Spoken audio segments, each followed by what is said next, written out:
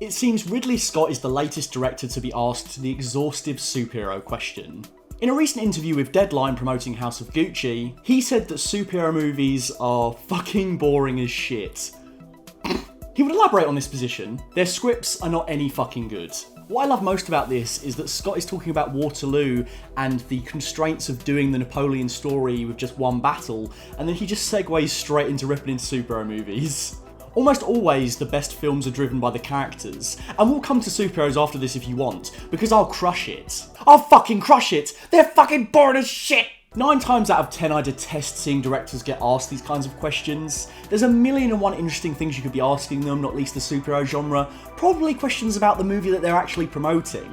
All it serves is to generate a lousy clickbait headline most of the time. However, in this case, Scott actually brought it up. He's got his fighting gloves ready, and his appraisal of the genre is both amusingly blunt and an actual interesting, engaging conversation with the genre. It's kind of part of the entertainment value to see other directors join film discourse and rip into other things just as much as they make them. And a seasoned veteran like Scott should be able to say whatever the fuck he wants, to be honest. The same with Scorsese, with Campion, with Villeneuve.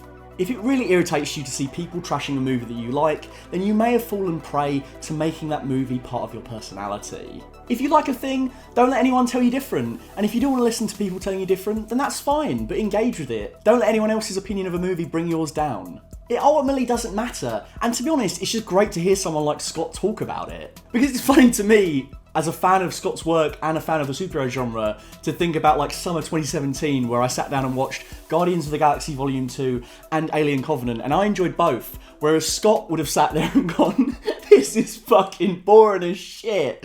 Not wanting to know why the director would think such a thing and instead resorting to getting defensive serves absolutely no one. Case in point, Scott actually believes that he's already directed 3 superhero movies. Yes, really.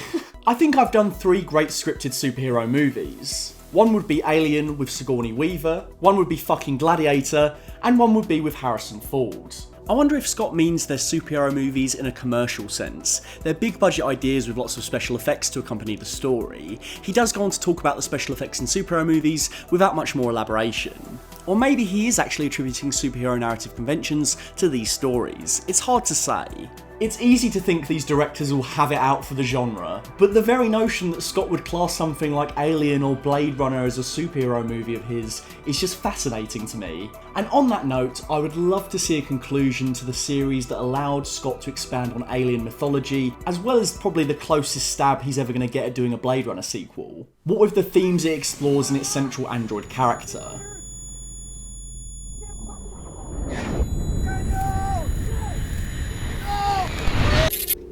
I'll tuck in the children.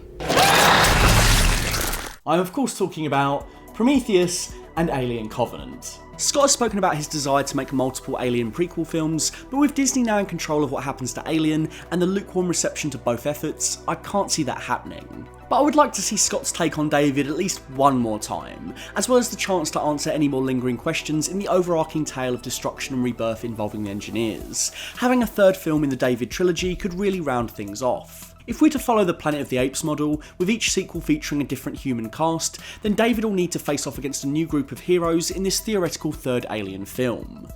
The idea of Alien as a superhero story is a little strange, but if we are to suppose that David is the genius megalomaniacal supervillain, then he's in sore need of some competition to even the odds. If Scott does get to make a 3rd instalment in his Alien prequel series, then I would like to see it jump past the original movie and finish off as both a sequel to David's story as well as a finale to Ripley's.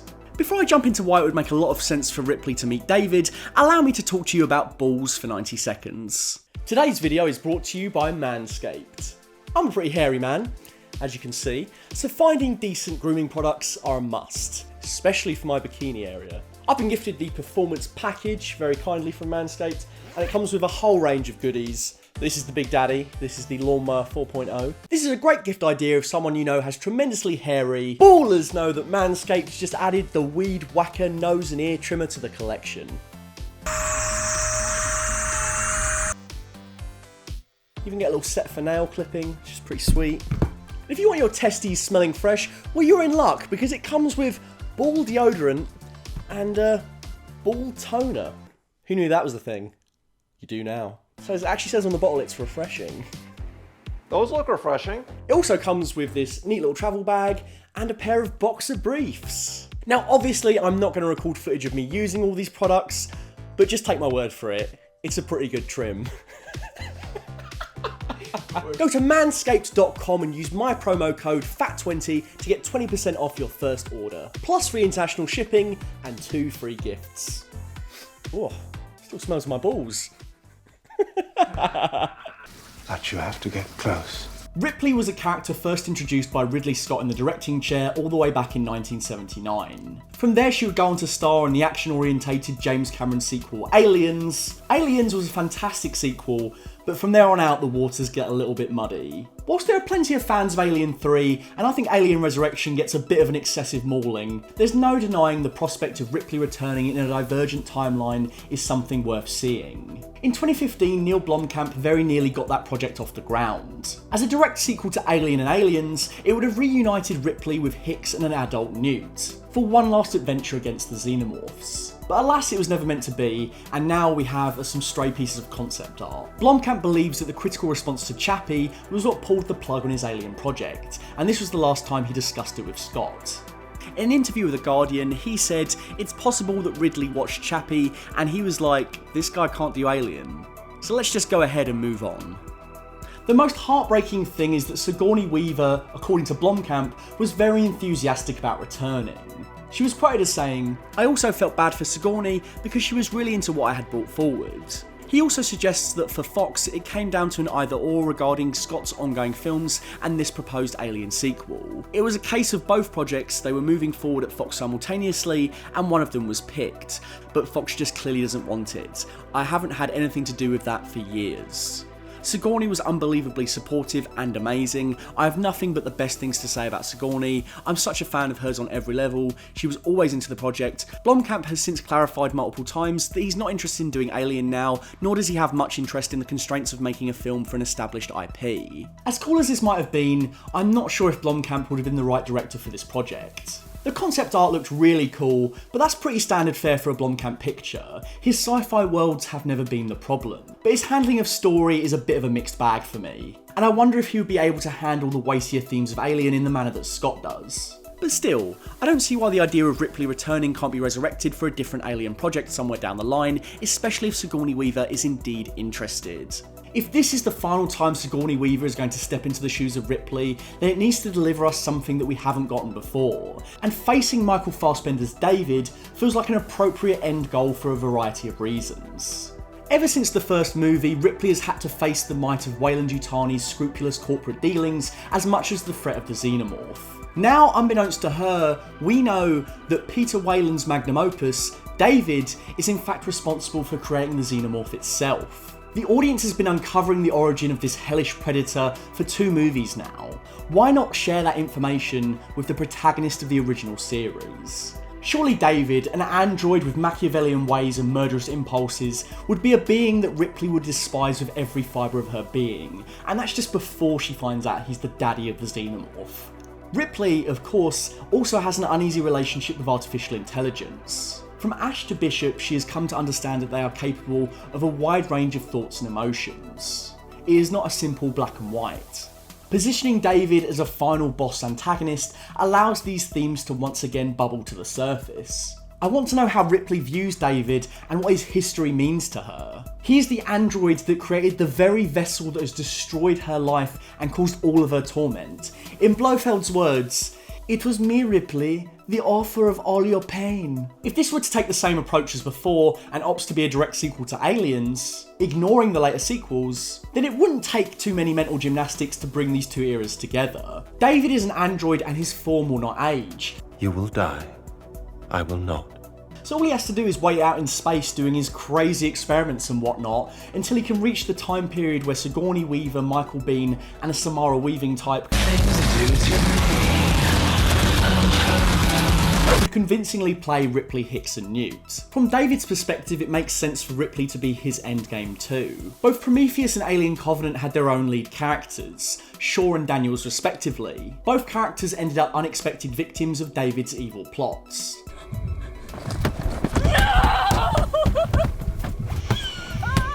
Whilst it seems a little bit of a shame that Noomi Rapace did not return for Alien Covenant, by the end of that movie, it becomes clear and a pattern emerges. David 2, humanity 0. Well, Ripley has also beaten the aliens twice, so they're on equal footing. A third time will certainly be the charm. You got a 33 and a third chance of winning, but I got a 66 and 2/3 chance of winning. David meeting Ripley is one of those meetings where only one of them could possibly come out alive. Don't let the bed bugs bite.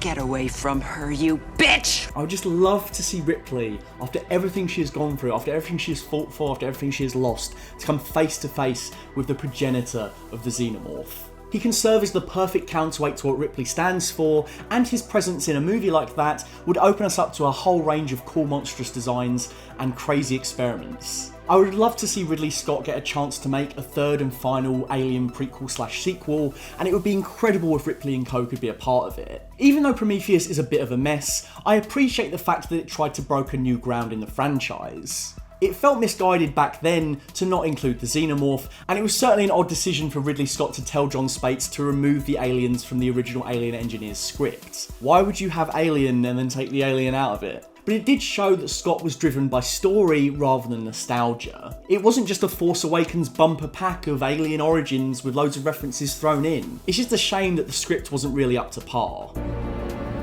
Ironic. Prometheus is almost a great movie and there's some great sequences in it, but it's marred by dumb character decisions and empty resolutions. It ended up missing the mark by a considerable margin.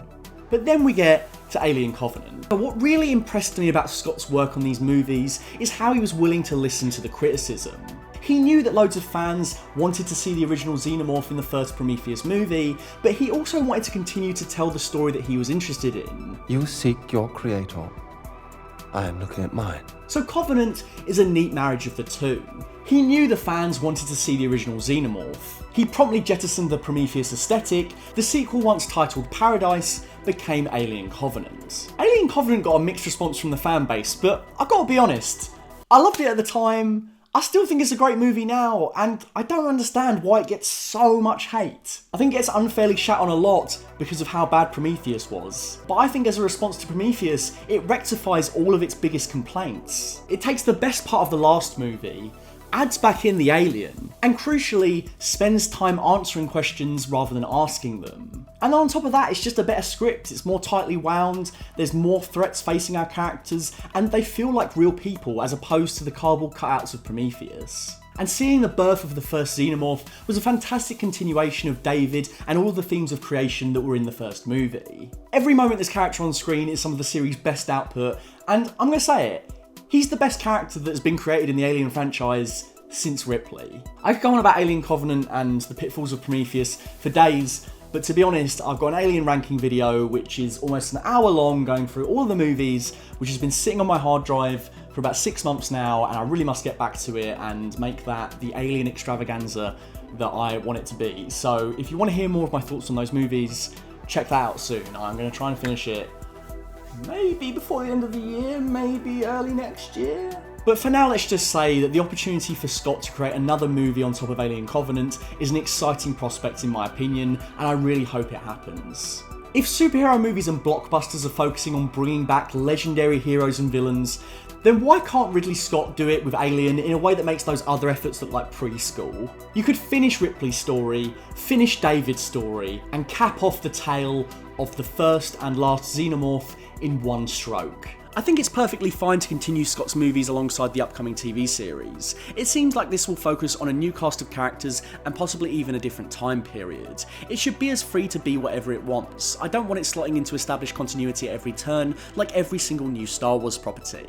On that note, I do think it could be really good. Noah Hawley is a brilliant writer, and if you can breathe new life into Alien, then why not? However, I must admit I'm not that excited by the prospect of Alien in any other form than as a feature film. I really feel like that world deserves to be seen on the big screen, and any further commitment to returning there should feel like a proper event. But we'll see. I'm happy to get excited about this show if we learn more, and it sounds enticing. But for now, I can't say I'm that excited. It would be cool to see more of the engineers and Alien Queen and set pieces as thrilling as in Aliens, but I don't think you'd necessarily need all of that stuff. Alien doesn't need to thrive on being bigger to be better. Overall, I'd say Covenant is a much less ostentatious movie than Prometheus, and it ends with just a lone Xeno stalking the halls of the ship. The point of seeing David meeting Ripley isn't just for the sake of an epic showdown. If anything, I would like to see more of the heavy weapons and tech featured in Aliens, only for the movie to double down on the horror. Much like in James Cameron's classic, I'd like to see the heroes being backed into a corner or forced to run in the face of an overwhelming threat with surprisingly useless equipment. 17 days? Hey man, I don't want to rain on your parade. We're not going to last 17 hours. Ridley Scott is still an absolute movie-making machine, delivering The Last Duel and House of Gucci months apart, the latter of which is releasing this week. I don't consider myself to be a particularly ethical person, but I am fair. Despite the former being a huge bomb, Scott still has a knack for delivering engrossing storytelling with pathos and truth. The Last Duel was an effective period piece that also served as a Me Too conscious examination of our own time and attitudes towards sexual assault. House of Gucci looks to be a stellar insight into the scandals of the titular family, and the 83-year-old shows no signs of slowing there. Scott is currently busy with a slew of upcoming projects, no less one of them being Gladiator 2. If he can bring back Russell Crowe, he can bring back Sigourney Weaver. Come on, man. The prospect of a third Prometheus movie seems shaky, especially given Disney's acquisition of Fox and the upcoming Noah Hawley TV show. I think it would be so woeful if we never see David return, and it would be a crying shame if we never see Sigourney Weaver step back into the role of Ripley ever again. I can't see Ridley Scott having David meet Ripley without a good story-centric reason for it to exist. It won't just be driven by nostalgia bait, it won't be Alien Endgame, it will be its own thing that banks on the previous tales and gives us something new. The quality of a Ridley Scott film isn't so much about his reliable directing sensibilities, and more about the script he's attached to. Prometheus had a lot of issues, but Covenant's screenplay, credited to John Logan and Dante Harper, with story contributions from Jack Paglen and Michael Green, allows Scott to deliver a much more satisfying experience. Even in the most nonsensical parts of Prometheus, it looks and feels thrilling, and if each instalment can only get better, then a third part could be a real treat. Covenant might be the last Alien film we get for quite some time, but I sincerely hope that it isn't. A big thank you to my full fat tier patrons, Dr. Cheekade and Craig Hurst. If you want to find me on Instagram, you can find me at full_fat_videos, and if you want to find me on Twitter, that's at fullfatvideos. Until next time, do something with milk, I guess.